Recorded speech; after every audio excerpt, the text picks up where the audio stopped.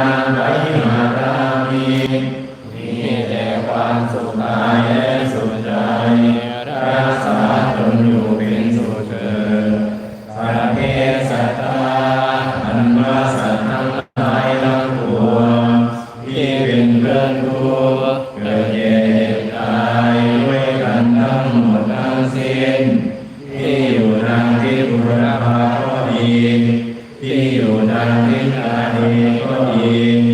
ที่อยู่ทางทิศทักษิณก็ดีที่อยู่ทางทิศหัวลีก็ดีที่อยู่ทางทิศปัจจิมก็ดีที่อยู่ทางทิศพายัพก็ดีที่อยู่ทางทิศอุดรก็ดีที่อยู่ทางทิศอีสานก็ดีที่อยู่ทางทิศเบื้องล่างตั้งแต่โลกันจักรมหานรกขึ้นมาก็ดีที่อยู่ทางทิศเบื้องบนตั้งแต่พระบรมลงมาก็ดีอาเวราพุทโธจงเป็นสุขเถิดอย่าได้จองกรรมกระทำเวร